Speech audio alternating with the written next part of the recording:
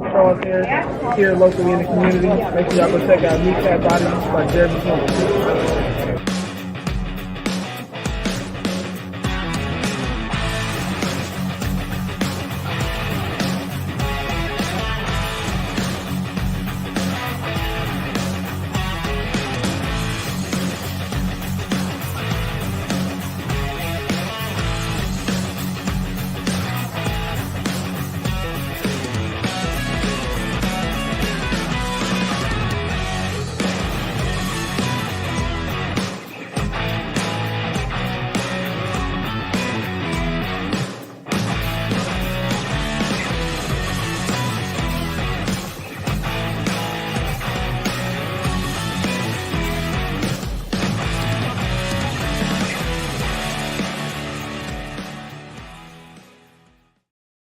Good morning and welcome to Lions Talk with Smokin, Jeremy B, and Von Doom. We're here.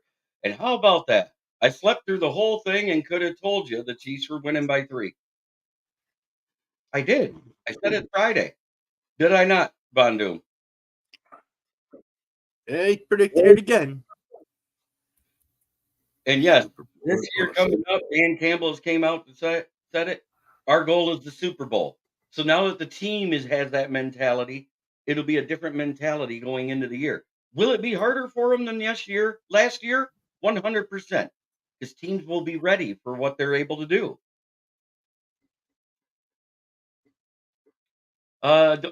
With everything I've seen after the game, because I literally took NyQuil, went to bed at 6 o'clock, and I didn't wake up till well after the game was over, and I remarked, I said, oh, shocker, the Chiefs win it. Remember that, Leonard? But I saw all the memes. I saw about Kelsey. And you know what? I think Kelsey's mad because Andy Reid exposed him for dating a 12-year-old boy in drag, and he was going to go to jail.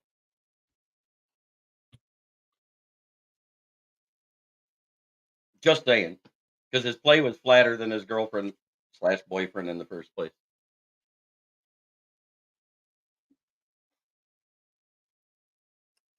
All right. You're going to have to read the chat for me. I'm going to bring it up. Braylon Dennis says, lineman for sure. Yep. Good Good morning. morning, Fred Peterson.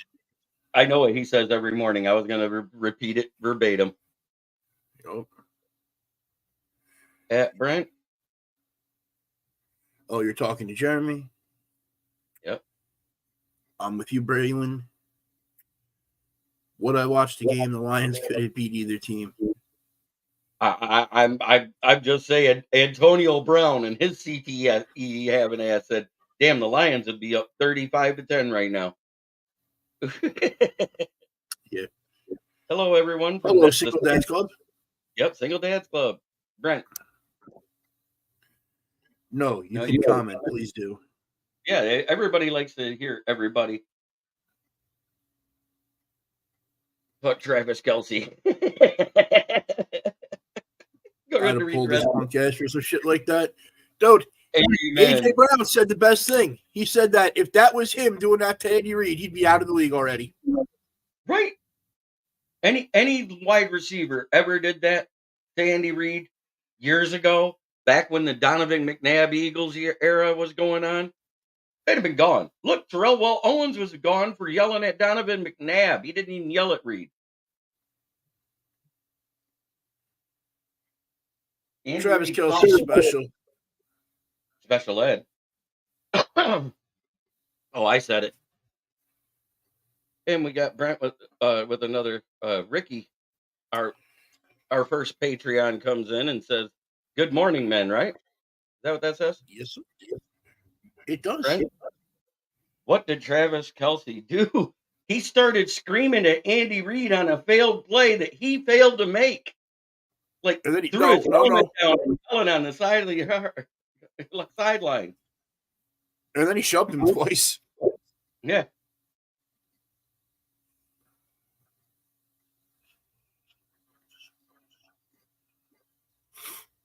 Yeah, I hope our Lions soaked every part of that in and get a sour taste.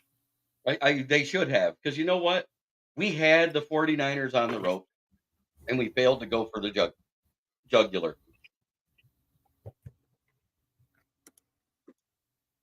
After Super Bowl, I'm heated. Yeah, we all are.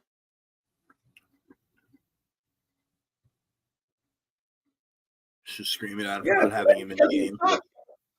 He sucked. He failed to make plays the previous drive, so they didn't put him in for a drive. And he went absolutely ballistic because his boyfriend/girlfriend was up there in the press box with all her friends. And Usher's show was great, except for the fact that it either one of two things happened. Either the auto tune went off his mic, or Usher is so out of practice his voice is cracking, because that was awful.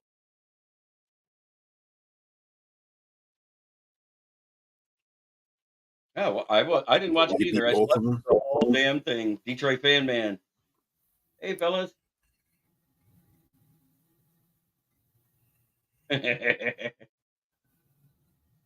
Amen. You know the overtime rules used up all the good luck against us. Yep. Rips a cop. He damn near knocked Andy Reid over. I don't see a world anyone other than him plays the rest of that game. I also don't see a world where anyone other than him doesn't face a serious minor suspension. Amen. I agree. Brad better get some dogs on defense next year. Wait a minute now. You're saying we don't have any dogs on defense? Been acquiring dogs on defense? Because I'm going to disagree with you there.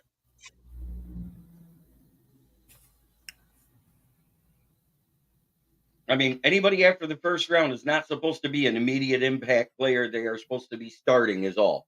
Correct? Is that not the rule of thumb? Your impact players come out of the first round. Second and third round are your starters. Your rank and file is everything after that. Correct? If you want to dumb it down to that, yes. That's the rule of thumb. Dumbing it down for the basic fan is what I'm saying. And the fact that we've gotten starters out of third, fourth, fifth, and sixth round picks. You're telling me he hasn't found dogs? He just hasn't finished filling the roster is all it is. And he's doing it through the draft. He's doing it the right way. So it's cheap. So we can keep the core of the team together. Stop hating on Usher. Okay, hang on. I got to hate on Usher here. Like I'm a big Usher fan, always have been since I was a little kid. But Usher is trying not to get your girlfriend pregnant in the backseat of your car music, not football music. Right. But also, he did have a mic malfunction. The auto-tune didn't work, or his voice was cracking. It was one of the three. Lil Jon saved that whole thing. I don't care what anybody says. Yeah. Yes, last night there were way too many Taylor Swift cameos on the screen. Every other play. I saw 40 different shots of Ice Spice with Taylor Swift hugging up there during the game. And I'm not talking, and I didn't mind the Ice Spice one. She's got curves.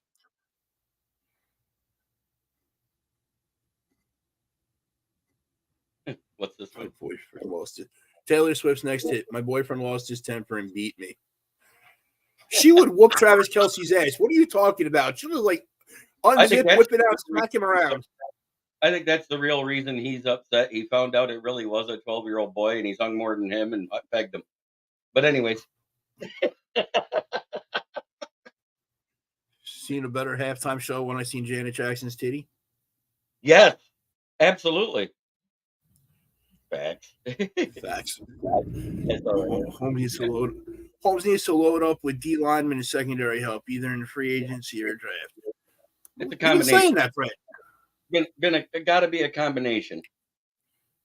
All right. LA Little John with the yeah.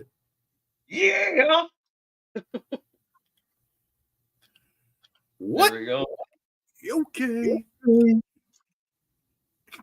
In free agency, he needs to get top-notch D lineman and or a cornerback, and in the draft, he needs to do the same thing.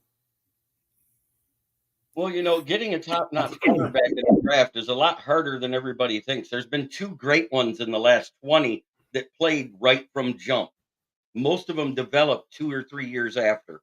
So you've got Devin Witherspoon, Sauce uh, Sauce Gardner, and what, Jalen Ramsey basically are the 3 that were great right out of the box. Tariq Woolen was great right out of the box last year. Yeah, but he fell apart this year. He didn't stay consistent. I'm saying great out of the box, staying there and doing it. But that wasn't what you said. You said out of the box. Tariq Woolen was out of the box Oh, yeah, last year. but he wasn't a first rounder. I'm talking about out of the first round. Tariq Woolen was what? A third He was a rounder? 4th rounder. Okay. But I'm saying in the first round, there's way more misses than hits. As a matter of fact, since 2000, 69% of the draft picks have been busts since year 2000 in the first round.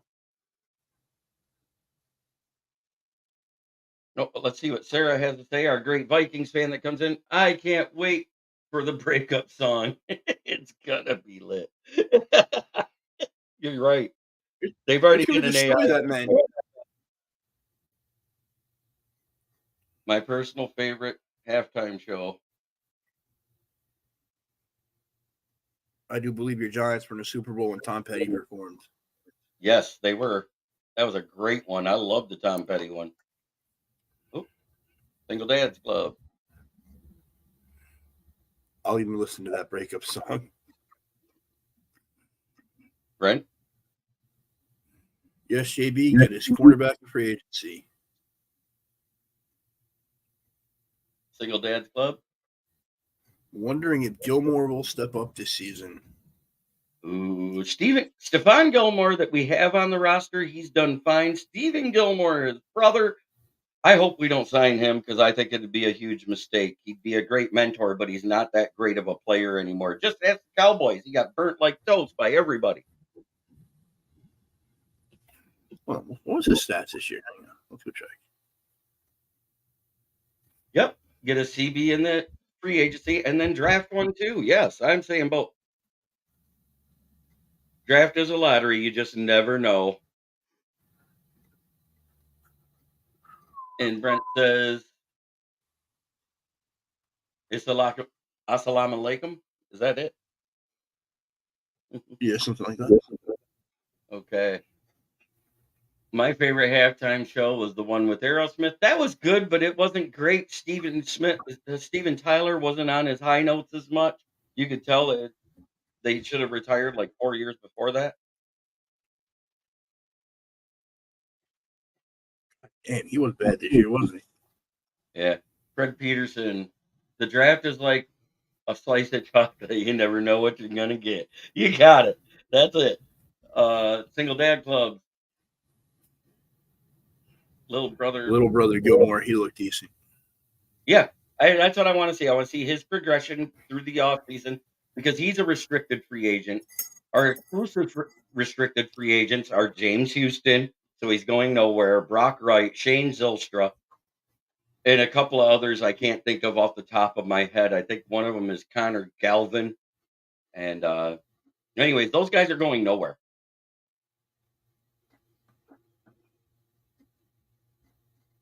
Please follow me.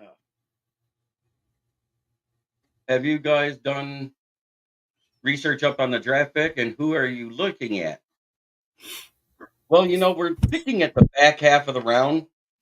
According to what Brad Holmes says, that's if we pick there.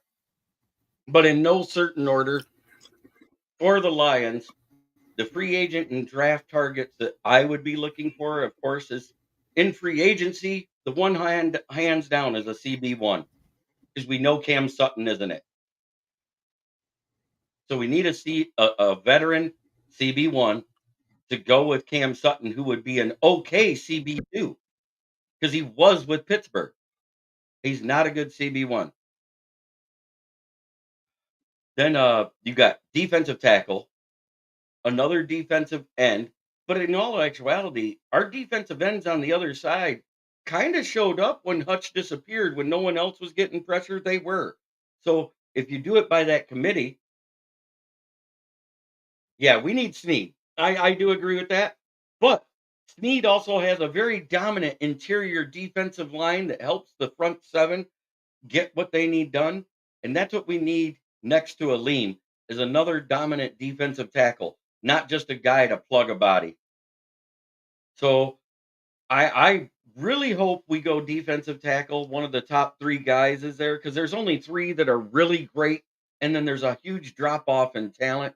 Um, there's the kid out of Clemson. There's another kid out of Georgia, and then you got Tavondre Sweat. After that, there's a drop off. And anybody that wants the versatile players, that's great, but we need a true DT2. And those guys would fit that body next to Aleem. And then you can go for whoever you want for defensive end, whether it's free agency or in the draft. But D end is very thin this draft. It's like you got Chop Verse, and then you got the other guy, and then it's an extreme drop off in talent. Dwayne Carter is a tweener because Brad Holmes liked to draft the defensive ends with some versatility, and he can play inside and out. There's other guys that can play outside linebacker and DN that are out there. They're on the smaller side, so that really depends. A guy I like mid to late rounds to round out the defensive back rooms, and don't hate me because he was a cornerback in high school and was a 4-star recruit. James Williams, the safety. Kid's 6'5" and 220. He got moved to safety while he was there at FSU. Terrell Williams as the head coach of the squad. They experimented with him at linebacker. It didn't work out that well. They basically tried to use him like a run blocking barrel for the rest of the defense. They just kind of put him in front and let him hit people because he tackles better than he covers. And that would give us that oomph guy to put in the box. You're Isaiah Simmons type of player. Yep. He'd be a safety that can play up in the box. And me, realistically, the only player I want the Lions to get in the draft is Kool-Aid McKinstry just because of his name, honestly. If he fell to 29 and he's there, I'm taking him. I don't care what defensive tackle's on the board. Well, yeah, besides the fact that he's a great player, his name's Kool-Aid and he's Detroit, and you'll drink that blue Kool-Aid out there. But there's 2 names that are better than Kool-Aid in the draft. No, they're not. Oh, yeah. There's one, his name is DeColdis Crawford. He's a running back. He has an NIL with an air conditioning company. Tell me that isn't badass. And then there's a cornerback that it could be had in the day 3 picks out of North Carolina. His name is Storm Duck. D-U-C-K. Storm Duck. That's not even as cool as the guy that came out like 2 years ago, Smoke Monday. Oh, Smoke Monday is an amazing name. But Storm Duck is good. But Kool-Aid McKinstry, that's just a name you want to hear and say all the time. Oh, wow. Cooper DeJean would be good too.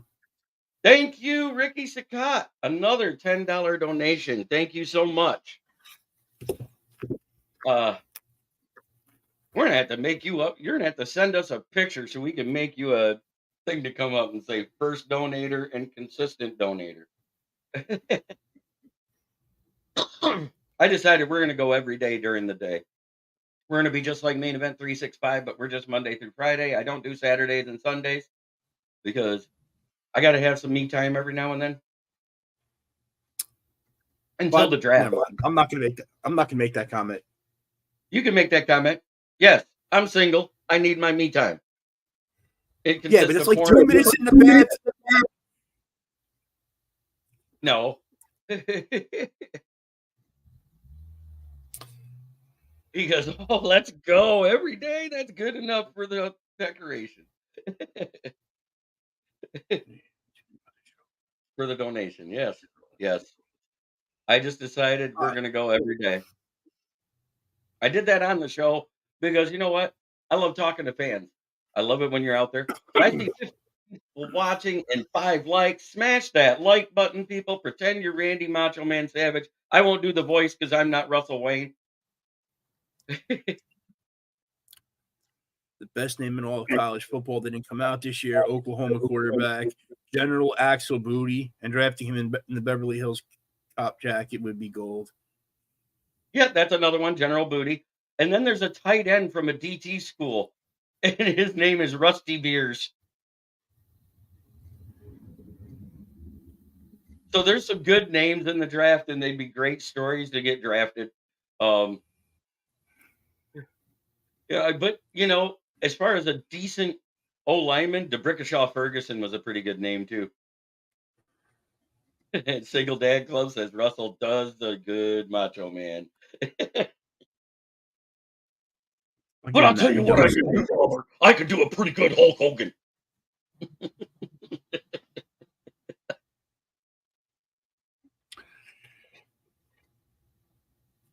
That was good.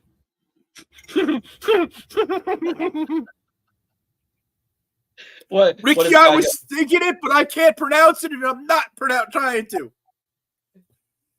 Oh yes, that would be the greatest. The linebacker that's committed to West Virginia, Noah Kaniga. That's his name. But you know what? The announcers say it wrong all the time. He also plays basketball, and well, the whole school is there, and they're playing against a predominantly black team. And the first time they had to say his name, he was fouled. He goes, Noah Nigga at the line.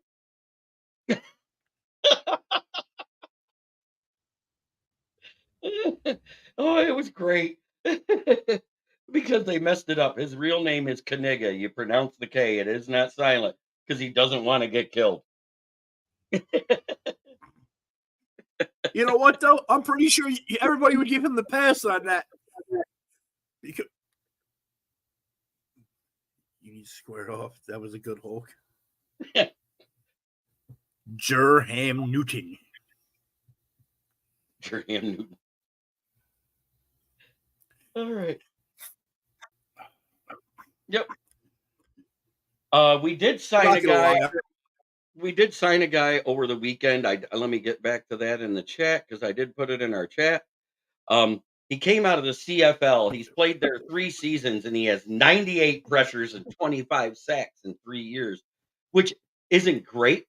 But when you're talking about depth on the team, it is a great, great thing to have. And he came out of the Canadian Football League, which is a professional league, no matter how much we want to dog it compared to the NFL. It does exist. So is the USFL. Yeah, it's almost. Will anyone be watching the UFL now that they combined? The USFL and the XFL have combined to make a 32-team league, and it's going to start right after the combine. Oh yeah, I'm gonna watch that.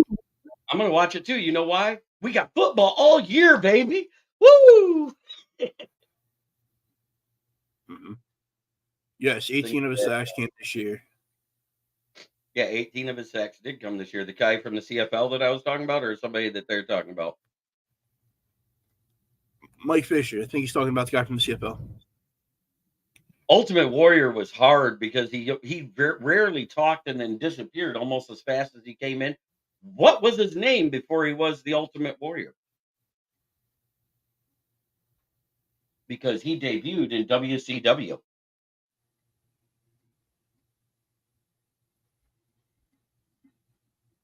Oh, I got Leonard thinking now. Look at that. The wheels. Dude, I know this because I know the answer to this. I just got to pull it out of my head. He came to the WWF as the same name for 2 months, but he kept seeing him get bigger and bigger muscle mass during that time, and then he changed to the Ultimate Warrior. Yes, he was with the tag team with Sting, known as the Blade Runners. Him and Sting were actually found the same day in a gym by a freaking scout that said, "Hey, you guys would be great wrestlers." Told them how much money they can make, and then they tried out for WCW. God damn, what the fuck was his name? Are you ready? Texas Tornado. He was the Texas Tornado. Go look him up. Oh. Yeah, the Texas Tornado was him. And then the Texas Tornado disappears when he gets to the WWF. And a month later, he was the Ultimate Warrior. No, the Texas Tornado was Kerry Von Erich. Yeah, he looked just like him. No. All he did was poop his hair and grow it out. You can't tell me any different. And then he disappeared again. I don't know that he actually died.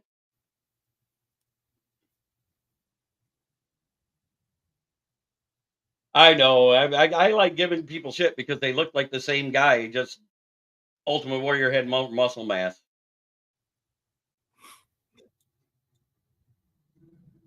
Gary Von Erich. Rick Scott. What does he say here? There's a new movie about the Von Erichs. Right. Yes, it's called The Iron Yeah. Claw. The Iron Claw, yep. Devondre Sweat, that is the guy that I would love. He's about the third best because I think he'll be the only one there at the end of the first round.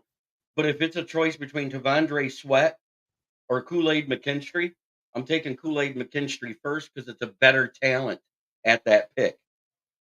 And a better name. It has nothing to do with the name. It has to do with the talent of the player. The name is great. Don't get me wrong. I don't care. I want a Lions jersey with the name Kool-Aid on the back. I heard Ultimate Warrior is a horrible wrestler. He won the championship. He was a terrible wrestler. He won the championship because he held Vince McMahon hostage, basically. But okay, now let's see. Yeah, the Dingo Warrior. Yeah, he was the Dingo Warrior, Blade Runner Rock, Jim Justice, the Ultimate Warrior, and then the Warrior. Yeah. Ricky Sakat. What does he say, Goff? Goff is the best option for us right now. We will see a drop-off if we sign a free agent or go with some young talent. That's my opinion. That's fine. But at the same time, while the cap keeps shrinking, the odds of an extension go down. And it has nothing to do with the talent of Goff. And I'm going to say that right now. I have never said Goff is not more talented than anybody. I have defended Goff for 2 years in a row. But yet, when things go wrong, Goff is horrible. We saw it this year. When things went wrong, he was awful. There is no in between with him. You either get great Goff or you get awful Goff. There is no mediocre Goff. We call him Goffle at that time. Yeah, he's Goffle. Just like it's the Goffense when it's good, it's Goffle when it's bad. Scott Young, what does he say here? Good morning. We are one day closer to Lions training camp. Let's go. Yes, sir. Yes, sir. Is it just me, or could? Oh yeah, beat both teams last night from the score I saw. Yeah, straight up. Yeah. And then Steve says, that was great, SDC. Yep, Single Dad's Club. Oh. Neighbor. What? Neighbor. Oh. Single Dad's Club. Dude, you're 100% right there. Goff can't extend plays. Purdy and Mahomes were extending plays all game. Mahomes, shit, he had like 66 yards rushing. Here's the crazy thing. They all run the same 40 time. Go look it up. No bullshit. In the combine, all of them ran 4.8 to 4.9. Every single one of them. So it's not even about speed. He has no mobility. He doesn't have agility in the pocket. Exactly. Yes, I agree with you 100% there, Brett. Byron Murphy would be a great pickup. Or Sean Murphy Bunting. Yes, Steve. Neighbor. Neighbors. Yep, there we go. Goff may have some bad games, but you know who was terrible all the time? Fuck you, Fred Peterson. Really, dude? We really got to bring up that son bitch? He did it. I didn't. What's Brandon say?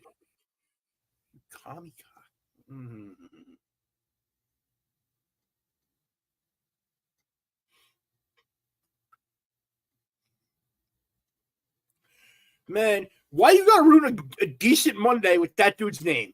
Huh? That just ain't right. What a prick. Looks like a baby giraffe. Is that what he says? Or a broken giraffe? He looks like a clumsy He looks like a clumsy giraffe when he runs. I said he looks like a baby giraffe with a broken leg going in front of a herd of lions. That's no joke. I've said that on my podcast before. Steve is real. Yeah, because he's an LA Knight fan. Packers are the most scariest team in NFC right now on paper. God damn.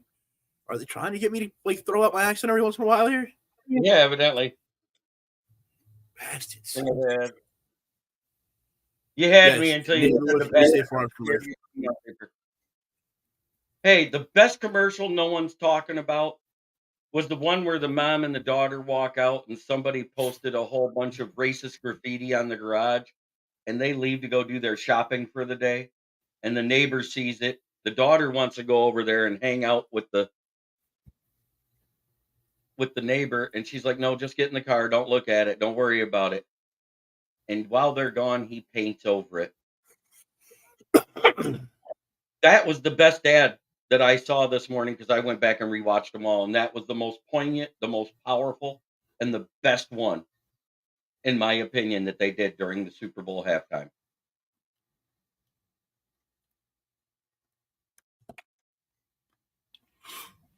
What a powerful message. Even if you're not the problem, be the solution. Basically is what I got from it.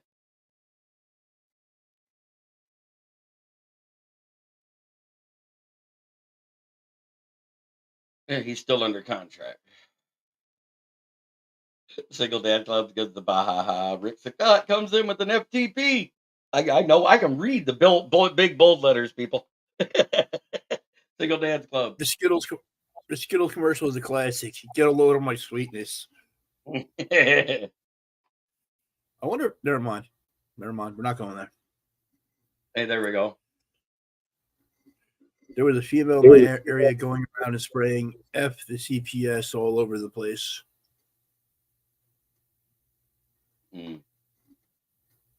Oh, Child Protective Services. Have they overstepped their reach at times? Yes, but they are there for a reason. And have they completely dropped the ball at times and shit happen to kids? Yes, they have. Yes. But have they protected a lot of children at the same time? Yes, they have. Mm-hmm. As many times as they've dropped the ball, you don't hear about the 80% of the time they pick the ball up. So I'm not going to hate on them or diss them, and I'm not going to prop them up because the percentage should be better than that. My friend's wife works for them down in Texas, and some of the stuff you hear is like pretty terrible. Like this one kid, she had to go out at 3:00 in the morning, drive 6 hours to go pick him up on the other side of the state because he got into it with his foster parent, and the foster parent tried to rip his teeth out with a pair of pliers. CPS sounds a lot like Josh Reynolds. Oh, comment of the day so far. Woo! Wow. Detroit fan man coming in strong. He brings the heat quick. So let's talk about the drop rate of the Lions because everybody makes it out as though it was horrible this year. Our lowest on the team, of course, was Amon-Ra St. Brown at 3.4% of his passes. Seeing how he gets thrown over 100 passes, that's pretty damn good. Our worst was Jameson Williams, who was targeted the least, had most of his drops in the first two or 3 weeks he played. Yep. But didn't have a drop again until the NFC Championship game. And whether you want to say he was pushed or knocked down or not, it doesn't matter. It was considered a drop because it went right through his hands, and I get it. But at 14.3%, Josh Reynolds fell right directly in the middle. 7.8%. He was neither our worst nor was he our best. He was voted our most clutch because there for about a 10-game stretch, every ball he caught was a first down or touchdown before he had his first drop. JB. Yeah. Look at Scott Young's comment. Mahomes' hair looks like a gerbil's butt in his helmet. That is great. I saw something last night. when he took his helmet off on the sideline, he had his bandana on, and you could see the hair, like how far back his hairline is now.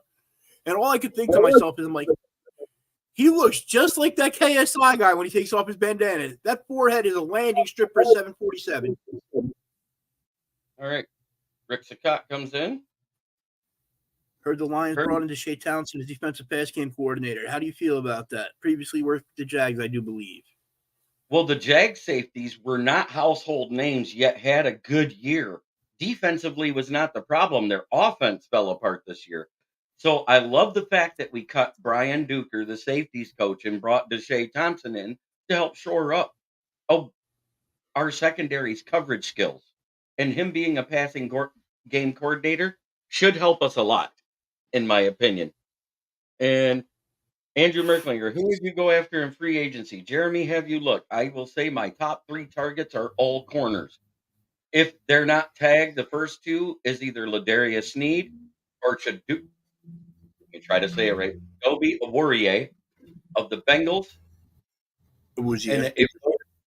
Awuzie. There's a Z in there. Somebody told me it was an R, but okay. Damn, I tried so hard because ZZIE. Here's the crazy thing. If Ladarius Sneed is tagged, don't be surprised if Brad Holmes signs him. Brad Holmes had an affinity throughout the draft and free agency to sign or re-sign Nigerian people of Nigerian descent.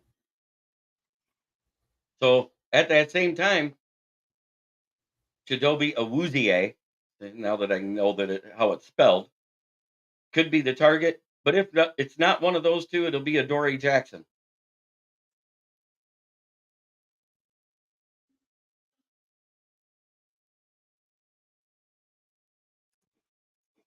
There we go. What is that? What Mahomes looks like a...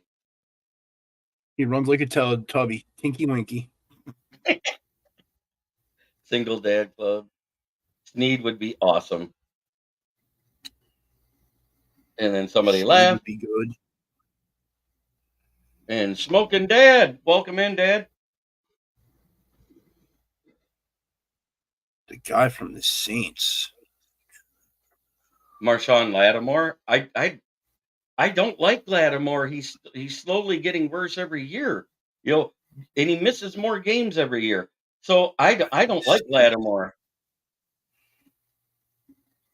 Isaac Yiadom, Lonnie Johnson from the Saints. I don't think Lattimore or Paul Finadebo are. No, he's signed still. Yeah, he's still signed. Yeah, Lattimore's still under contract. It would have to be a trade, or they'd have to cut him. And they're in such cap hell they can't afford to cut him. They're going to kick the can down the road on his contract. How about Christian Fulton from the Titans? Christian Fulton would be a good one, but who knows? I'm looking at. I looked out of the top 5 and I named the 3 I like the most. That's what I looked at. Because if we're going to take the swing, like Brad Holmes has said, we would do in year 4. That's the swing. Get you a true cornerback 1.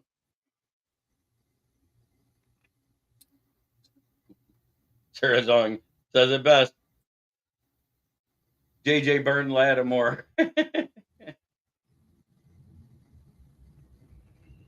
Jerry Jacobs is under the restricted free agents. He's going nowhere. This is the last year of restricted free agents for him. So if we don't sign him to the practice squad after the free agency period, he may be let go. But I have the feeling he'll be back. Oh, Ricky Saccott. Wait. Okay, Andrew Merklinger. But you want a corner in free agency? Absolutely. Yes.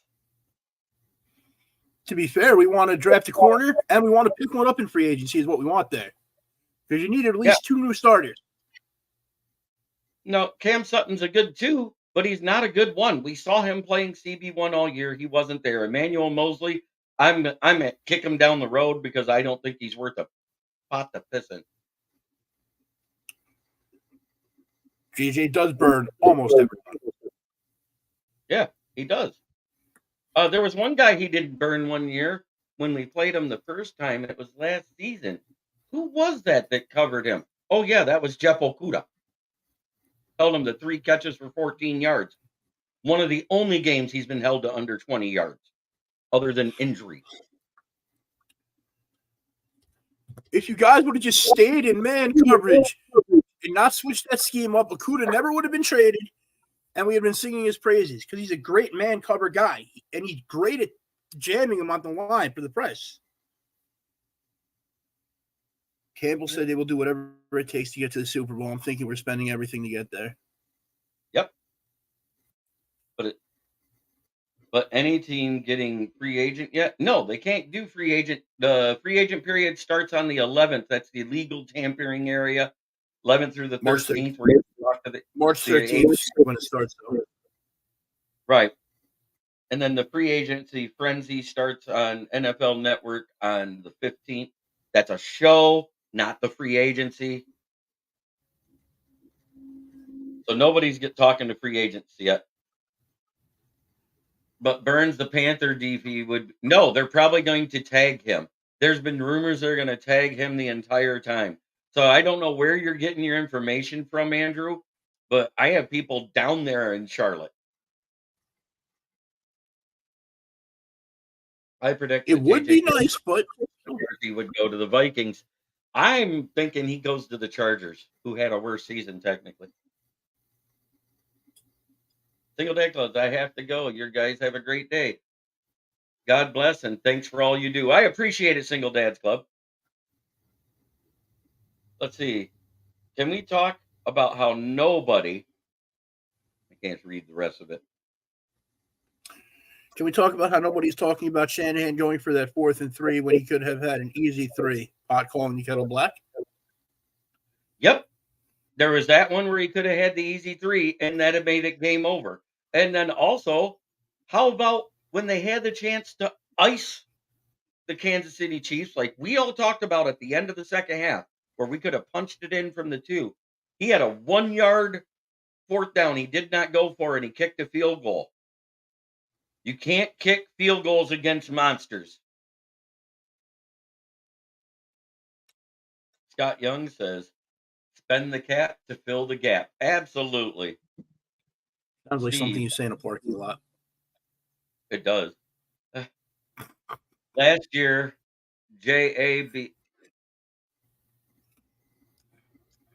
Last year, JA held JJ under 122 in Lambeau. I said under Alexander, 20. I believe he's talking about. Yeah, he's talking about Jair Alexander. I'm talking about guys that held him under 20. And exactly. You tamper now and you lose draft picks. That's right. He says, okay, thanks, guys. And then Sarah's on. Trade Herbert and get McCarthy. Okay, but you understand, to get Herbert so that he can get McCarthy, you're going to give up a 1st-round pick and Justin Jefferson for that, right? Yeah, pretty much. And I don't think you guys can hold Herbert's contract. JJ wants a big bag. He wants his extension, and it's well deserved, seeing how he did a big year.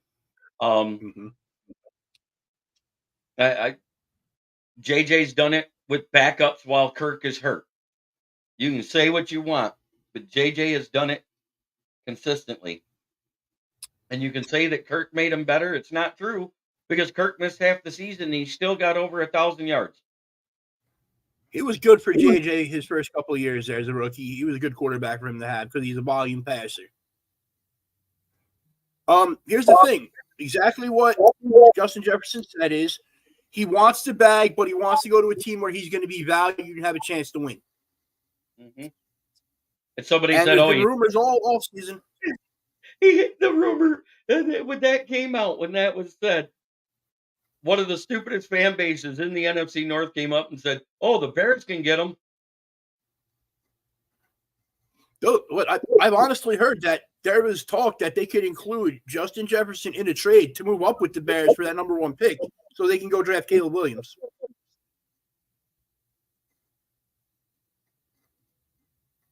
And Sarah Zong says, "No way. I've given up JJ to get and a first round pick. You would for a quarterback. That's just the price." And Quezzy gets fleeced in trades. Just ask the Lions. Sarah, because if they were trading Justin Jefferson for a quarterback, you got to think Justin Herbert's a top 5 quarterback in the league when he's healthy, and his value is tenfold over a wide receiver just because of the position he plays.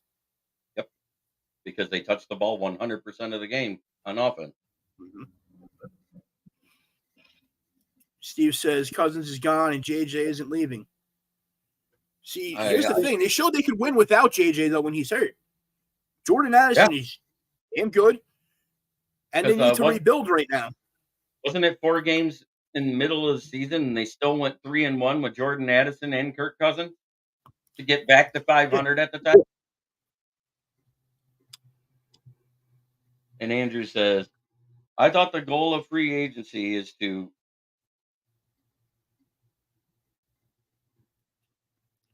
No, the 11th is free agency. March 13th, 4 p.m. in the afternoon is the official opening of free agency, though. So you have that 2-day prior tampering window.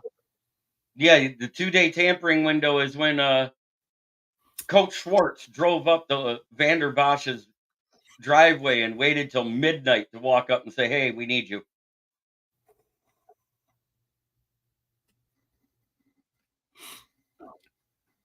No, we won because he had less turnovers.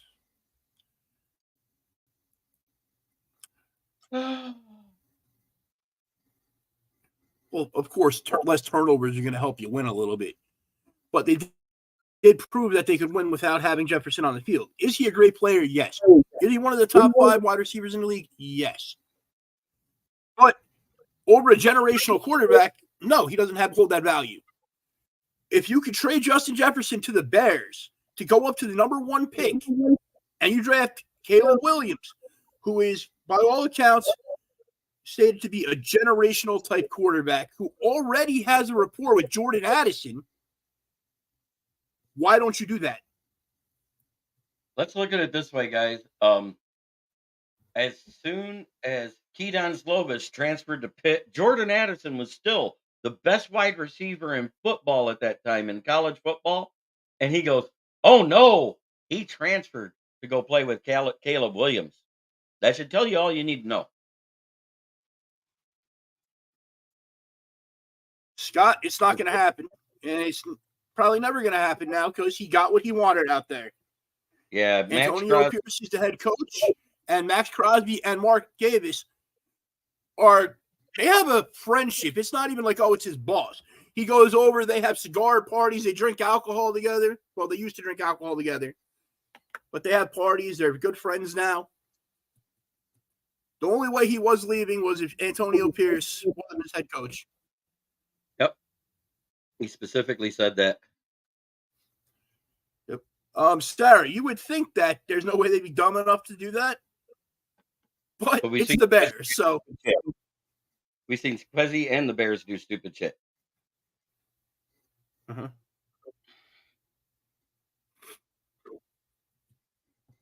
That being said, so, Leonard, since you're a Giants fan, why don't you tell me what the Giants need this year, other than interior O-line? You mean interior O-line, wide receivers, replacement running back for Saquon Barkley because we're probably not bringing him back. We're good at corner. We may need another safety because Xavier McKinney most likely is going to hit the free agency and somebody's going to get a freaking monster. A trade partner to eat contract for Daniel Jones? We can't even do that this year. It would still hit us so hard. We have to wait till after next year to trade Daniel Jones. I know. I had to say that because I can't believe your new GM made that move. He should have been the one that got franchise tagged, and the bag should have went to Barkley. It would have been more to franchise tag him for that 1 year. Yeah. Unfortunately, what happened is I think they honestly planned on drafting a quarterback that year, but somehow Daniel Jones fleeced him enough to make us into the playoffs where we didn't have a chance of drafting a quarterback decent in the first round. And the free agency was trash last year for quarterbacks. So what do? You got to find the guy. Who were the two best quarterbacks last draft again? Remind me, who played the most and did the most for their teams? Last year? Well, this year you Yeah. mean? Yeah, this past season. Oh, I don't know. C.J. Stroud. Who's the And other one? the other one played for Aiden the O'Connell. Titans. Was it? No, Aiden O'Connell didn't even sniff the playoffs. No. They needed one more win, but the C.J. Stroud beat them at the end of the year, like a week prior to the last week of the season. It was the Titans. Are you going to say Will Levis? No way. Will Levis was the second best quarterback this draft. No fucking way. Go look Mayo at this. Boy is not a good quarterback. No. Mayo Mr. Boy Mayo was. does not sit there. No. Mr. Mayo got it. As I predicted. You yelled at me and said, that's not going to happen. And it did. Statistically, he was the second best quarterback of the draft. Okay. So if my Giants would have drafted Will Levis, I would have stopped watching football. That man puts mayonnaise in coffee, and no. Just saying, he was there for you. I hope God goes down and you guys trade for freaking Malik Willis. Fuck you.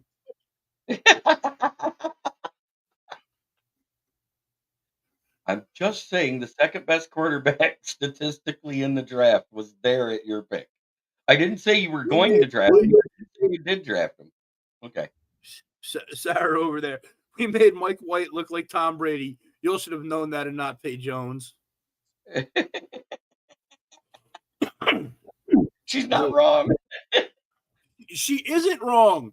It was so stupid re-signing him to that kind of a deal. If we would have just picked up his fifth-year option, we wouldn't have had to deal with that crap. We would have had him for another year at like $28 million instead of $40, and we could have figured out what the hell we were going to do. But no, he hampers our team for the next 4 years. Let's see what Brent says there about CJ. I did catch that. My question is, do we keep CJ? I know we have a solid safety room, but can Iffy and Kirby both play at a high level? Yes, they can both play at a high level, but you also got to think Brian Branch is a true safety. So you already have 3 safeties, plus you have Tracy Walker out there still too, right? Yep. CJ is going to want more than $13 million this year, and he's got a big mouth and doesn't back it up. If he'd have backed it up, and when he smacked Debo on the blind side block, if he'd have injured him and taken him out of the game so Debo couldn't affect the second half, guess what? I'm all good. But he did a weak-ass hit, took a penalty that cost us a chance at points. So, and he also cost us a touchdown in the Seattle game on the play he got hurt on. He tore his neck shoving Kenneth Walker to the ground, people. And I agree about that Debo thing. If you're going to be an asshole and take a dirty shot on somebody, make it worth it. Turn that shit into a huge brawl. Right. He should have, like, instead of just a chip block where he throws his shoulder and shoves him down while he's not looking, drive him into that shoulder, because that was the shoulder that was injured all week. Either that or hit him with like one of those Ric Flair shot blocks to the back of the knee. No, that I don't like that. And then get up and yell woo at him. Woo! Styling and profiling. You're like, woo! I'm fucking on this morning. You don't know how hard I held my breath waiting for Roger Goodell to announce our pick at 23. I would have cried like a bitch had we drafted Mailman. Right? Mailman.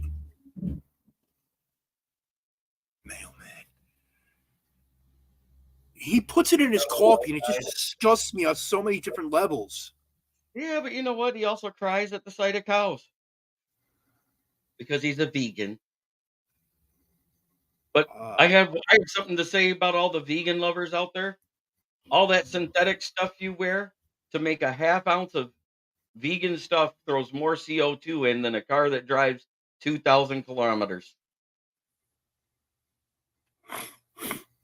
Or 160 miles for those that don't know how to do the math. Kilometers. That's not political. Yeah, it's 0.8 of a mile. It's not that hard to figure out.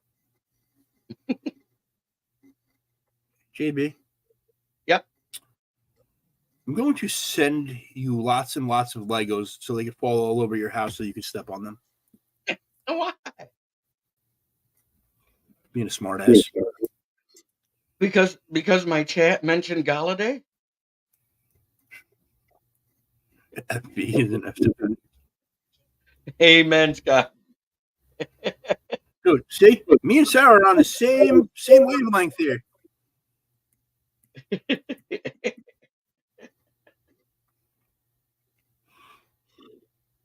Like, what turned everybody off, though, really, it wasn't just the male thing. It was the fact he was diva and imposing, showing off, doing the gun show in bathrooms like a girl that just worked out at the gym. So, like, I don't even care about that. Cool, you freaking work out. You're jacked up. Cool, you show it off. Go get yourself laid somewhere. Don't fuck up the coffee, man. That's just un-American. All right, so we have gone live onto my Facebook page, Into the Lions Villain Squad, where I met Rich Scott and all you guys talking with Russell Wayne on Football Talk with Russell Wayne, which comes on at 3 p.m. is new time today. I am also live into their channel, my channel, and Twitter. I cut it down because I looked at where the views are coming from, and if the views aren't coming from there, I'm not showing it there. You're not broadcasting out to your YouTube no more. I said to their YouTube and my YouTube. I did say my YouTube. I'm not changing that. No, it was the coffee that turned me off. I don't know. I haven't tried it because I don't like the smell of mayo because it smells like an old hard-boiled egg that sat out a day too long. And because it's egg whites and oil that is whipped. It is nothing but fat. It is disgusting to its core. I'm a Miracle Whip guy. It's disgusting too. That may be, but it tastes good.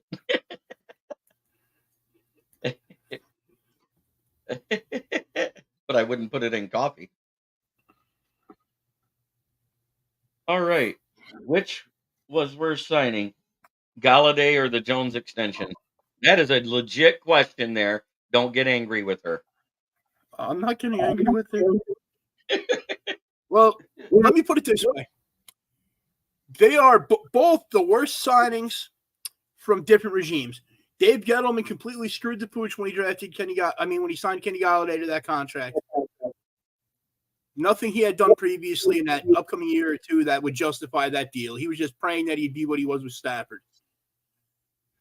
Daniel Jones, if he wouldn't have got hurt this year and could have done what he did last year, you could have been like, okay, it's kind of justified because where the average range for mid to top end quarterbacks are going right now, it's all going to be plus 50. If you got him at 40 and he still did what he did last year, you've been like, okay, we got a steal.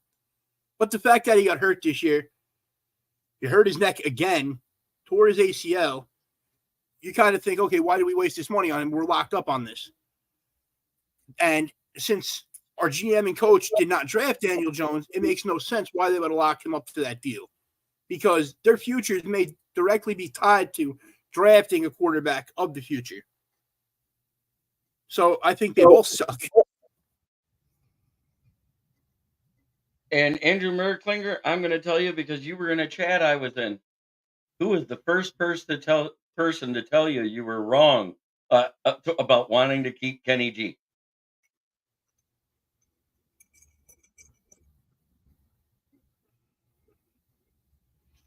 Oh, let's see. Any chance on the Lions getting Bosa?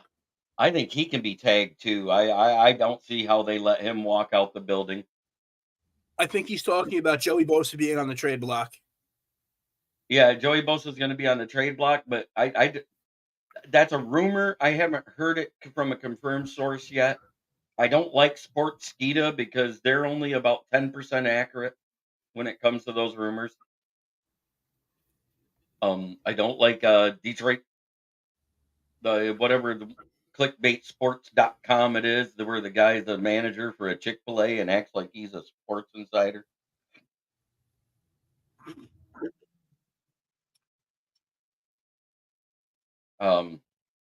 Press credentials are not as hard to get as everybody thinks, but at the same time, it isn't easy either because there's a long list.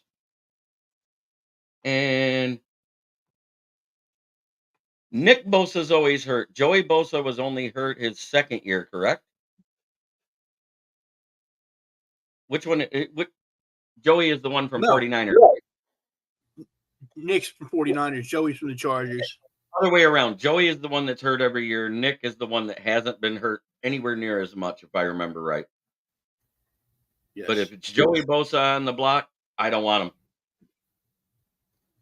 And he's got a huge contract. Yeah, because he just got paid. Huge. Mm.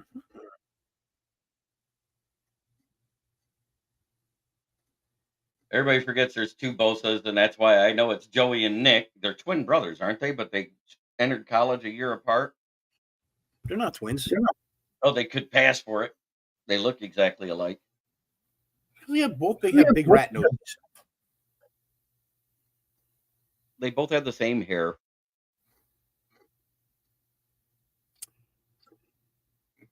Joey looks like he could play freaking stand-in for the rat in Ratatouille.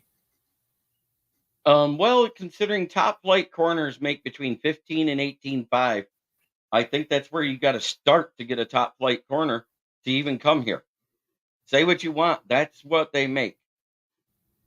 The top flight CB1s make that amount of money. Snead wants to be paid. No, Joey is older. Thank you, Sarah. So I'm thinking right about 16, 17. Nick is the racist one. It's very apt. He's in San Francisco then, huh? Sanctuary City? That's just another story for another show. I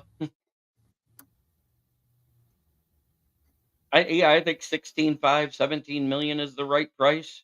Not at the very top and not at the bottom of the top 5 corner list. If they are a top 5 corner, I think it's worth it. What do you think, Leonard? Unless you can get one of those ones that are on the cusp of being that elite level and get them at a cheaper contract. If you're getting one of the top range, because like, I don't want to be in that 15 to 18 range at all. I don't see. This is the thing. Their cornerbacks, they know their value now. They all want to reset markets. The only way you get them at a decent price is they have semi-loyalty to a team. But you guys haven't drafted a good cornerback that would have that loyalty. You're trying to go take him from other teams, like Snead's from the Chiefs. He just won a Super Bowl. The chance he takes a discount to stay there is a good chance. Then you got guys like Jalen Johnson, who may be the top-rated cornerback in free agency this year. But he already said he wants that back. He wants to reset the market. Which means if he's going to stay in Chicago, it's going to be because he's tagged. JB, I'll be right back. Yep. And if he's tagged, he will be getting that $16.5 million tag. Either way. And I kind of agree, Scott. Off season, my mind is consumed with upgrading the Lions secondary and getting someone opposite a Hut.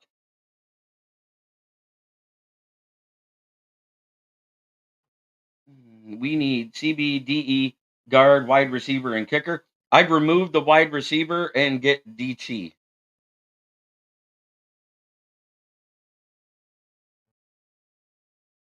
I think he could get tagged too, but I like him a lot, that Chidobe Awuzie. Like I said, and also the Nigerian connection, because we have a lot of Nigerian players on the roster. Oh, I agree with the kicker, but I think wide receiver is less of a need with the Lions. Chicago got money to pay Jalen Johnson. Yes, they do, but I think they'll tag him because he said he wanted out. And if you tag him, it forces him to play for you. So there's that. He literally was trying to get out of Chicago at the trade deadline. We do need consistency at the kicker position. And the kickers I like this draft, number 1, Josh Carty out of Stanford.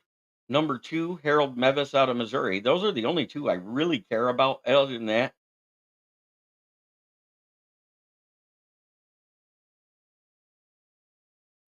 I don't know if he'll come back cheap, RXJ, but I like the way you're thinking. Um, I'd rather bring back DPJ for the versatility on special teams and have him work in the offseason and actually know the playbook rather than just get thrown in at the trade deadline and only be on the team for a short amount of weeks and expect him to do a lot because he started coming onto his own and catching the ball more when he was targeted towards the end of the season and in the playoffs. So I kind of like bringing him in because he's a year or two younger and having him here.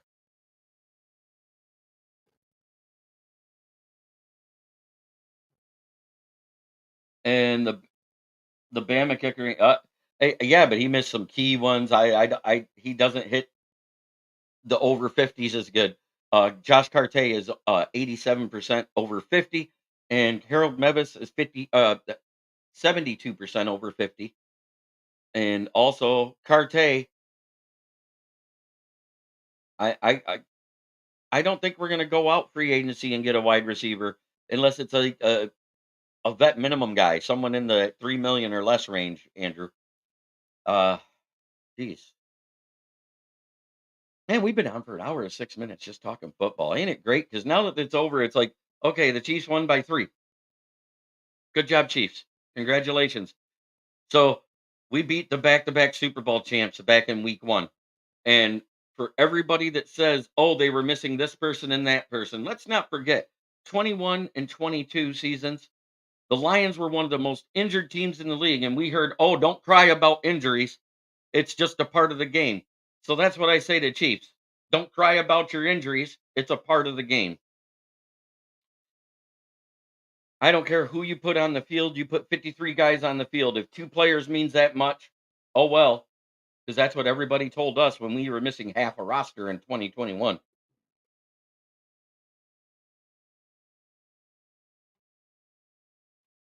Nothing better than seeing Debo cry again. 49ers are losers. And from what I saw, heard, I didn't watch the game. I'm not gonna lie. I took NyQuil, went to sleep, and woke up, and then paid attention to all the commercials and stuff after. Um, that's the third time in the last since Montana or Young retired, right? Third time they've been in the Super Bowl and lost now. Once with Harbaugh, and twice now with Shanahan as head coaches. Correct? Because the Harbaugh That one is was when correct. Alex Smith got hurt and they had to start Colin Kaepernick, and then even though everybody says he was such a great quarterback, I can bring up the numbers and prove that Colin Kaepernick was a horrible running back that could run.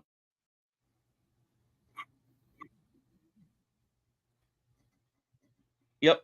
But the best commercial I still say is the exact one I said when the mom walks out with her child and sees the swastika and no more Jews on the garage door and the neighbor's working on his car.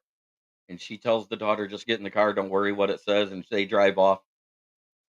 So while they're gone shopping and doing whatever they did throughout the day, he repaints the garage door for him, and she knows because she looks over and sees his boots covered in the white paint.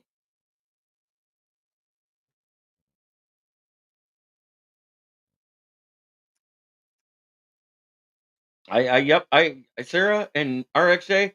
I think in 2 or 3 years, I think they're already going to be giving Chiefs a little bit of problems because the Chiefs need wide receivers bad, and the only way they can afford a top flight wide receiver is Mahomes has got to restructure that contract He did because restructure it, though. He can't restructure it again yet.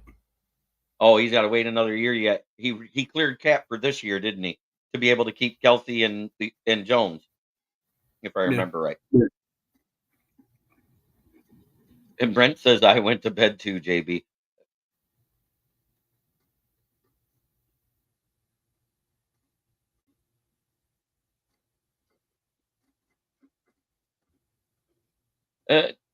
28 doesn't bother me. You know, it's under 30. The fuck? And he goes, I'm a Michigan fan. And once you give Harbaugh the elite QB, he rolls teams. JJ was solid and they rolled.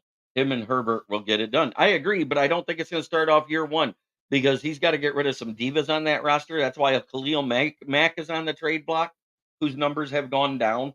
and he doesn't play a full season. So don't even talk to me about trading for somebody of Khalil Mack's age, even though he's elite when he's on the field. He's not on the field all the time, and availability is the best ability, as we've said year in and year out, which is why I'd rather roll with the plethora of defensive ends we got in James Houston and add in a rookie, because DNs are expensive right now.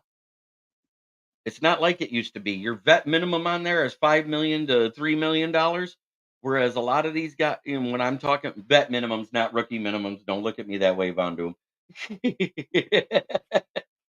So I just had some shit come across my phone. I was just like, what the hell? A Oh, soccer player in Indonesia was killed by lightning during the pitch. wow. So, in other words, they didn't call the game before the lightning hit. Got it. Yeah, Quentin Dude, and Johnson. they got it on camera. He's got to clean that roster up. We need to get that DT from, what did he say? Baltimore? No, Matabuke is a 3-4 guy. We're not a 3-4 defense. We're a 4-man front defense. He does not fit. And I'm tired of square pegs, round holes. We keep signing people from the wrong rosters, bring them in, and then they fail. Just like Derek Barnes. It took him 3 years to learn how to be a middle linebacker. And then when they moved him back to edge, because Jack Campbell was a better middle linebacker, he had to learn how to play again.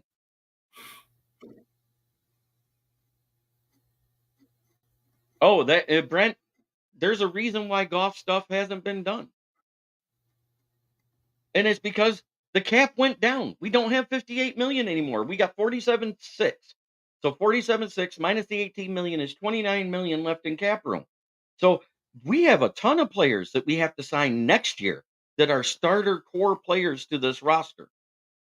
So if you pay Goff, that takes away from a crap ton of that roster, that cap hit next year. And then the year after that, we got Penei Sewell and a whole bunch of others.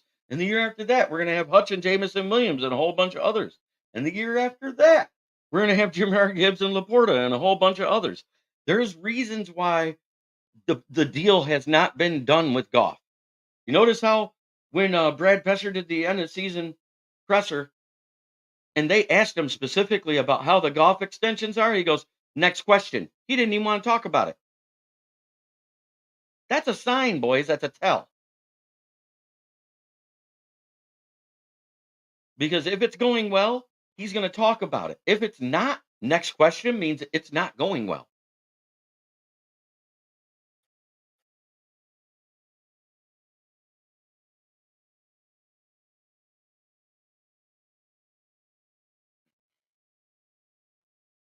If bringing a superstar, you need to re-sign your St. Brown and Sewells of the world, then it'll be fine. Peace. We don't need that yet. Right. I'm pretty sure Goff shot down that offer of 43 million earlier in the year. Goff is going to command a floor of 50 plus million. I think it's 45, but it's still above that percentage that where you'd be comfortable with a non-game changing QB. I think he's going to say he wants the 52. That's where I think he's going to put his floor at.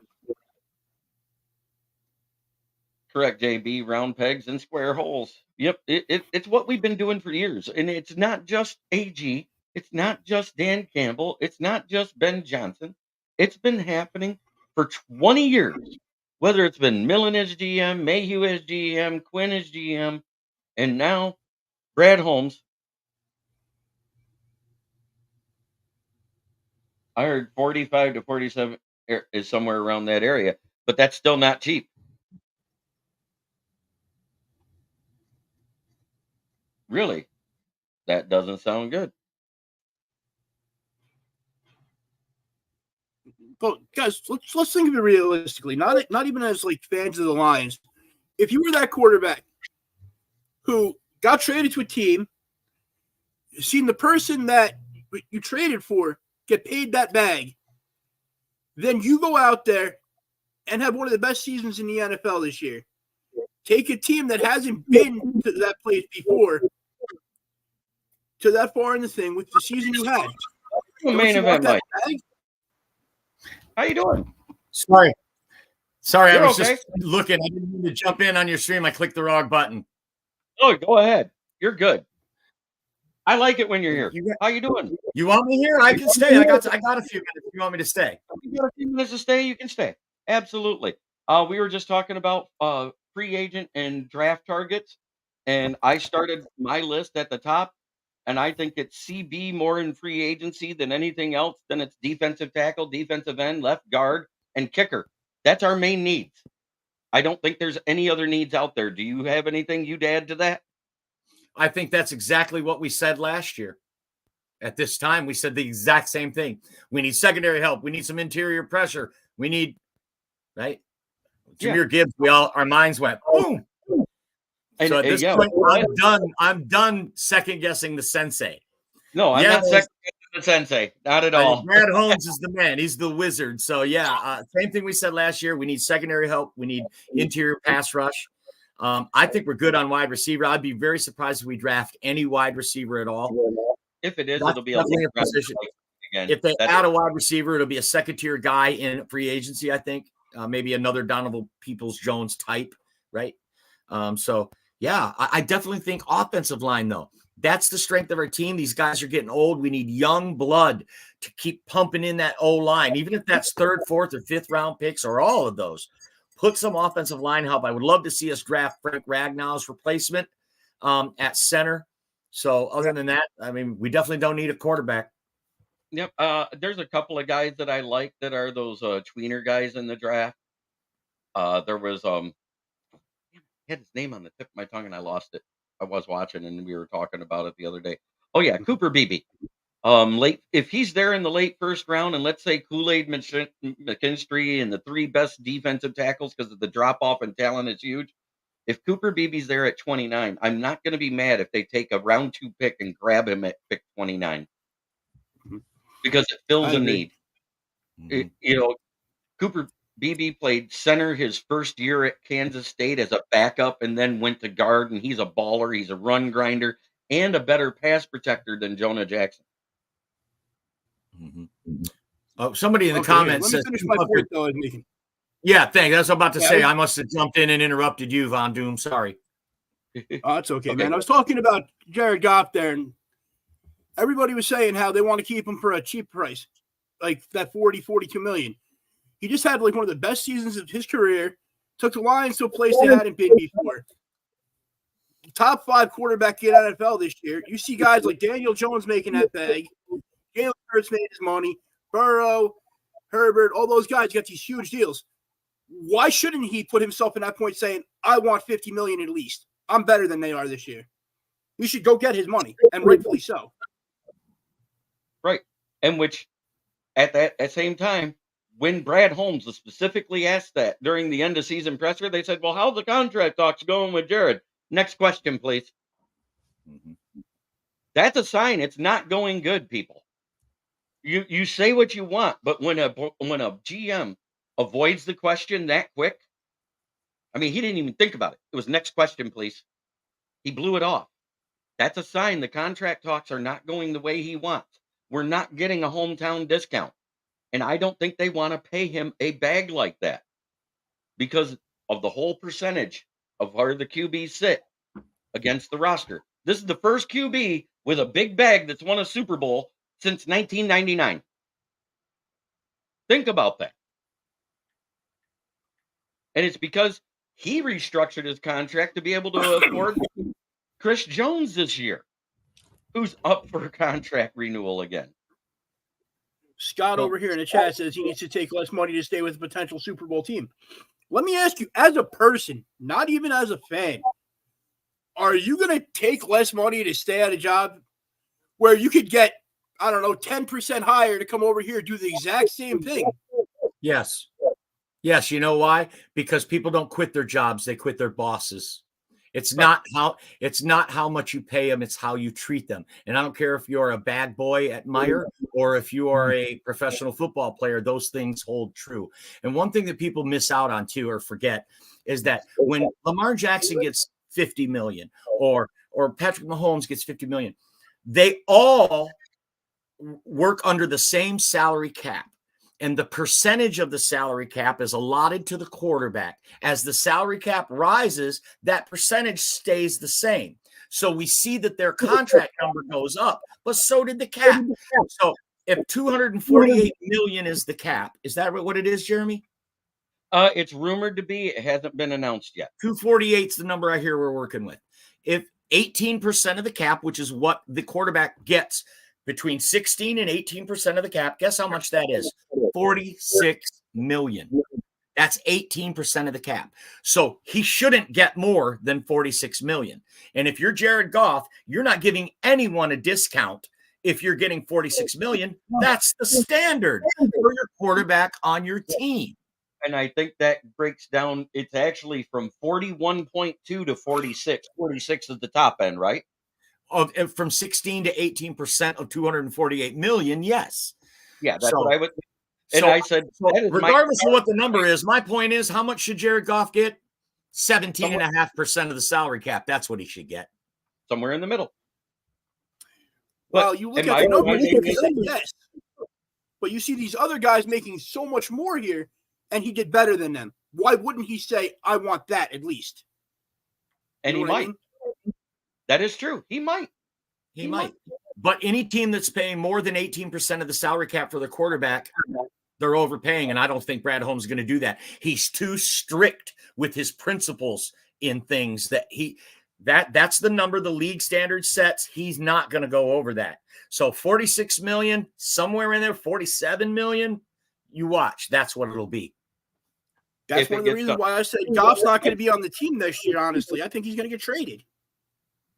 And then there's a possibility of that if he wants too much. Way. Not in my opinion. No way. I respect that, Dan, but no way. But I think they actually just let him play it out. That way Hooker sits another year and develops. Yes, but if they trade him, it also clears up another 21 or 28 million in cap for this year, too. 25 million exactly. Goff's cap hit total with the roster bonuses and everything else after June 1st is $32.5 million. It saves $25 million in a trade after June 1st.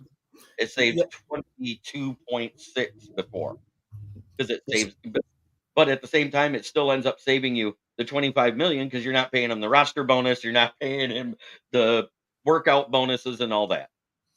You know, the specter of injury looms over every team, right?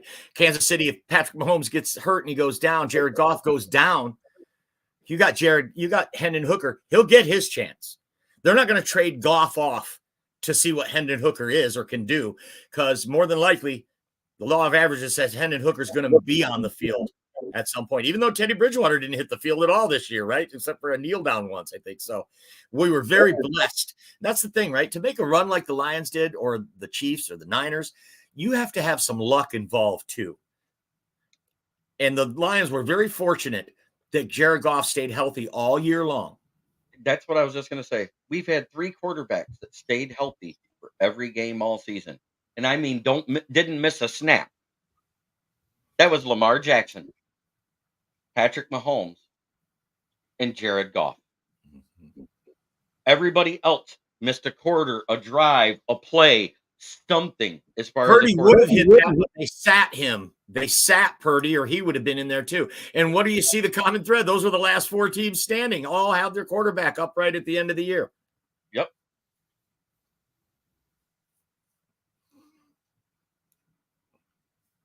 No, he can't run, Scott. No, he runs like a baby giraffe with a broken leg and with a lion dragging him by the good leg on the other side. But anyways, I know at my job, I know more than anyone. Oh God, my eyes are bad. I know at my job, I know more than anyone at doing floors. It sucks when I'm training people who are going to make more than me because they want to move up in the hospital. It's hard to explain. No, we get it, Brent. You know how many times I've had to train my boss? Yeah. Yeah. If we lost Goff, would you be happy giving Hooker a chance, or would you go for someone else? I almost would sign a vet as a backup in case Hooker's struggling right off the rip. Because you got to have somebody with some stability. I don't want I don't want a rookie back there behind a second-year quarterback that hasn't started yet. It doesn't make sense. So grabbing one of the guys that'll be a second-tier quarterback, a backup quarterback, I know he'll technically make more than Hooker, but you know what? He's not making top flight money. And RXJ, you know what they said, the good teams get lucky. It isn't luck. As far as the Lions having Jared Goff be healthy, you can't say it was luck. We had the number 1 rated PFF O-line. That's not luck. That's because he's not getting smashed every damn game. Keep crushing it, guys. I got a jet. See you later. All right. Thanks, Yep. Mike. Figured since he's here, I might as well let him talk. Help comes from a protective offensive line. Yes. Oh my God, I agree. I couldn't get into the Super Bowl because the Lions were not there. Do It y'all was one of think the most uninteresting Super Bowls I can think of in recent history. I didn't give a damn for the first time ever. and Brad Holmes won't Brad just Holmes. let go go. He will want draft picks. Yes, absolutely. I agree with that. And That's why I say trade him now when his value's high. Our team did an absolute amazing job. I'm so proud of them. I hate my brother passed away before seeing them like this, but this season, I'm it. Okay. I know. I'm just saying you never know if he's going to scramble and get crushed. Absolutely. That's the thing. Jared Goff did rush for what? 3 touchdowns this year? 1 from 9 yards on an RPO that no one expected. It was crazy. Dale, Yes. it helps when you're a specialist and do a job that no one else wants to do. Absolutely. I mean, the only reason why I made manager at the tire shop I'm at is it's funny as hell, actually. I made a joke and made an alternate lifestyle couple laugh their ass off when it should have been offensive, but it was how it was delivered that made it funny. I'm jacking up the car, they kiss each other, and I notice, and I said, okay, no big deal. I'm still jacking up the car, and they roll down the window, and the stupidest question you can ask any mechanic or tire guy is, "Hey, are we okay to sit in the car on the jack while it's on the jack?" I have no filter. I said, "Sure, as long as you two don't hop in the back seat and break out the power tools, you're good." So immediately, I was promoted to management because they laughed so hard, and they actually tipped me 3 times the amount of money that they paid for the tires. And they still save money versus new because it was a like new set of used tires. It's luck too though. Look at the non-contact injuries this year. Oh yeah, the non-contact injuries are huge. And you know what? The non-contact injuries continue to go up every year. And it's been ever since the off season has been shortened and the workouts have been lessened. Guys are not in condition for the non-contact injuries. They're going to continue to go up. The soft tissue non-contact injuries are going to continue to go up and up and up because they're not conditioned for the game. And the knee injuries are going to keep happening on that crappy sod stuff they have now. Just like Dre Greenwald last night, non-contact. And Dale gave me an LOL on the story about how I got in the man. Keeping our coordinators was huge. Was it? It wasn't. It wasn't. Did you see what happened to Greenlaw injury yesterday? Jogging on the field and tore his Achilles. He actually hurt his Achilles the week before he played the Lions. They let him play the game because he was able to run. I think that's a big reason why he ruptured his Achilles just jogging onto the field. I'm curious, the number of penalties called on us the past season were down, especially on offense. It seems like there was a huge difference from the year before. Yeah, there actually was. I think I read somewhere as a total of 50 penalties less this year for Detroit overall. And that's a huge drop off. I don't care what anybody says. We went from in 2021, we were one of the most penalized teams to middle of the road last year to in the top 15 this year. I think we were like 11th or 12th, which is huge. except the Dallas penalty. Yeah, they can suck eggs. Goff seems to be just stand there and take a sack instead of taking a couple of steps forward and open space for. Um, he actually does that at times. You've actually seen him manipulate the pocket. It's whether the pocket holds if it works or not. And to us with the blind eye, if you slow it down, you see he's actually moving in the pocket. He sidesteps here, sidesteps there, but he's not a guy that can rush out of the pocket.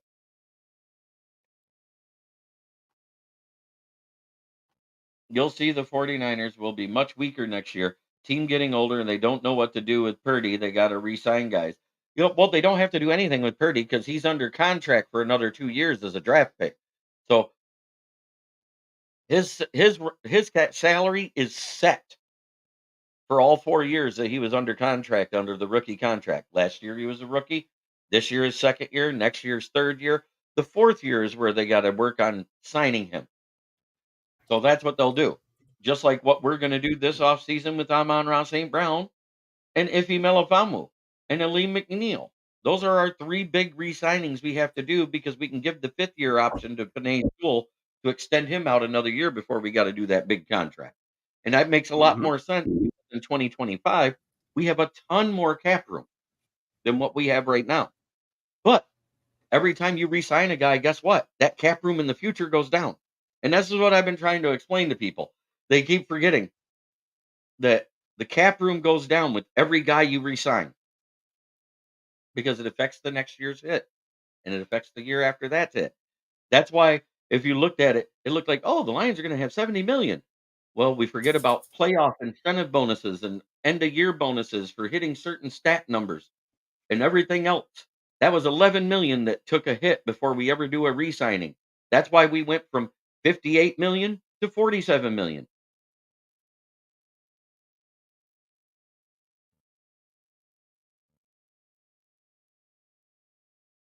You can't say they win another year in a row. They're getting less and less cap room to be able to re-sign guys. They're not going to be able to do a lot of stuff. They're going to have to try to rebuild through the draft now. He makes under a million. That's why they are able to sign high caliber agents. Absolutely. Have to go. God I think bless you did, y'all. Brandon. RXO. I respect Shanahan for making it a game again and again and again and again, but at some point you gotta win it. He's just a choke. Blew a 26-3 as a OC and 2 10-point leads in bowls against Mahomes. Yeah, he has. And he goes, seems like it's money over team allegiance. Teams lose key players to draw for more money. And it's you kind of have to. You can't pay everybody because it's a hard salary cap. The only thing, let's see, Don Rashek, the Lions will slay the dragon next year. That's what I think. We already slayed them once in their own house. We smacked them in the mouth. We have to play them again this year. Remember, we were the number one team in the division, which means you play every other number one team. It's a big reason why the Packers struggled mightily so hard right out of the gate. They had to play all the number ones outside the division.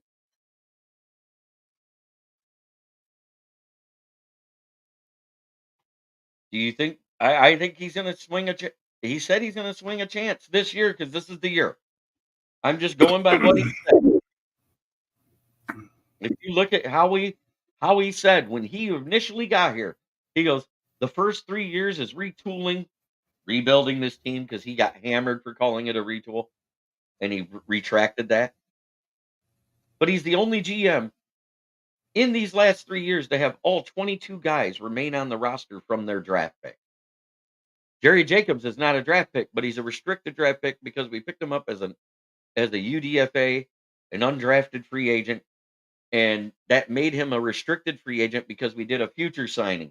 So we got this year and next year to keep him on the roster. And so on and so forth for all of those UDFAs, they become restricted free agents. What big name free agent seeing Brad Holmes make this year in free agency? I'm hoping it's either Ladarius Sneed if he isn't tagged by the Chiefs, which that's what I expect they'll do because they can't afford to give him the bag, or Chidobe Awuzie from the Bengals. That's who I want. That's my top two. If he gets tagged, then it's a Dory Jackson. In that order. Those are 1, 2, and 3 corners. Those are the big guys I want. I want a vet corner for the CB1 position, period.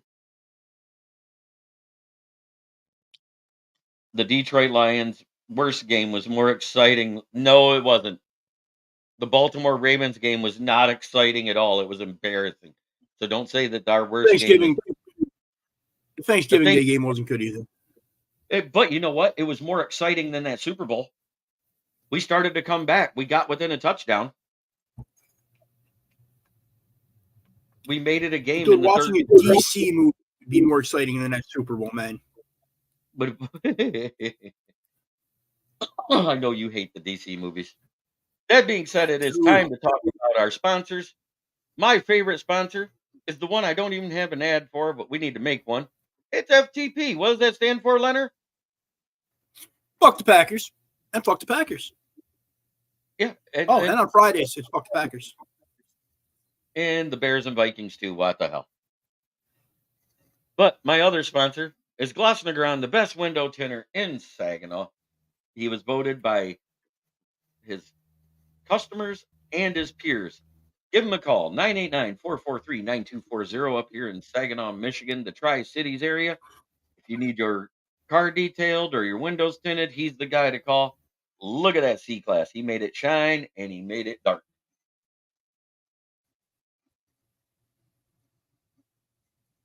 It's been a great day talking football. We went way over what I thought we would, but you know what? I was having a blast doing it. But it is time for me to have what my nickname says there. It's time for Smokin' Jeremy B. Say, have a smoke. Von Doom, you got anything to close out with? I don't know, but you know what next Monday is, right, JB? Mock Draft Monday? Mock Draft Monday. Yes, we will do our first mock. It'll be me and Dan, and we're going to do one, and then I'm going to let the chat direct one. We'll do 2. Fred Peterson, great show today, Jeremy. I won't make it tomorrow. I got a class out of town for work, but we'll rewatch yesterday. Have a great afternoon, everyone. And as always, try every day to be a better person than you were the day before, because that's the only way to make the world a better place, unless you're dissing the fans you hate in your division. It's fuck them teams. Fred Peterson, have yourself a good day. Oh, you goddamn man! I was going to be nice to you, man. I hope you get a flat tire when you're out of town now and you're stuck there for another week or something. Oh, he always has to get you with that. Wow. You know what? For the first time, we got more likes than watchers. Thank you, everybody, for smashing the like button. Continue to do so. Share this throughout the other Lions fan pages you're a part of out there. Get me out there because I enjoy it. Oh, Fred Peterson, even though Dan Leonard almost hates you here, Mr. Von Doom, I love you. Have a great day, everybody. Spade and